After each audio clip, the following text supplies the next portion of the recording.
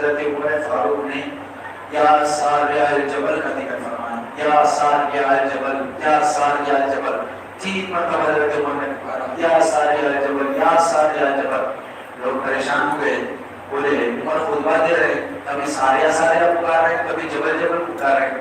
ساریہ کا نام تھا اور جبل پہاڑ کو بولتے، یا ساریہ الجبل، یا ساریہ الجبل۔ تو لوگوں میں صحابہ کرام میں جب اچانک اپنے آپ کو دیکھنا لگے، ایک دوسرے کو دیکھنے لگا اس چیز کا ذکر کیوں کر رہے ہیں۔ جب خطبہ ختم ہو گیا تو لوگوں میں ایک الگ سی باتیں شروع ہو گئی صحابہ کرام میں۔ حضرت عمر اس خطبے کے وقت میں جنون میں آ گئے تھے، خطبے کے وقت میں جذبات میں آ گئے تھے، اس لیے سارے الجبل بول دیے۔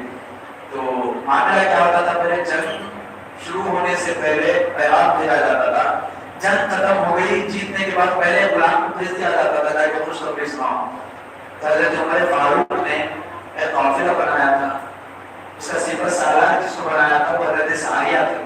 ساریہ سے کہا تھا جاؤ فلاں عجم کے ایک شہر کو آزاد کر کے آؤ، فتح کر کے آؤ۔ حضرت ساریہ اپنے سارے لوگوں کے ساتھ گئے تھے آزاد کرنے کے لیے۔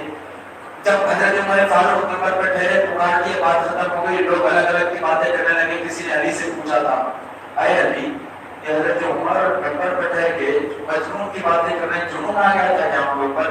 حضرت علی نے اس وقت کہا تھا حضرت عمر جو جانتے ہیں اے لوگوں تم کو نہیں جانتے، تو عمر کے اوپر کچھ باتیں مت کرو۔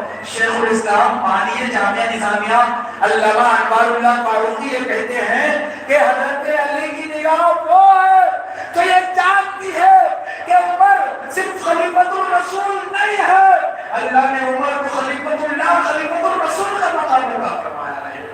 بس کچھ دنوں کے بعد ایک شخص آیا اس جنگ کی کیفیت سنانے کے لیے۔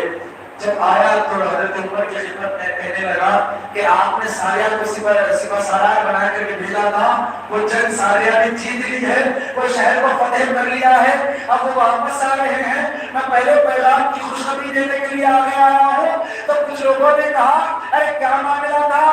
فلاں جمعہ میں حضرت عمر ممبر پر ٹھہر کر کے یا ساریہ الجبل، یا ساریہ الجبل کہہ کر کے پکار رہے تھے۔ تو وہ شخص کہنے لگا جب ہم جنگ کرنے کے لیے گئے تو ہم پہاڑ کی طرف منہ کر کے ٹھہرے ہوئے تھے، لیکن اچانک حضرت عمر کی آواز جیسی آواز آئی، آواز میں یہ کہا جا رہا تھا اے ساریہ یا ساریہ الجبل، یا ساریہ الجبل۔ جیسے ہی ہم نے آواز کو سنا پہاڑ کی طرف مڑ گئے، دیکھا دشمن پہاڑ کے پیچھے سے حملہ کرنے والے تھے۔ جیسے ہی ہم نے اس آواز کو سنا ان کے اوپر حملہ آور ہو گئے اور ہم نے جنگ کو فتح کر لی۔ اللہ اکبر۔ مفسرین کہتے ہیں دیکھو عمر منبر پر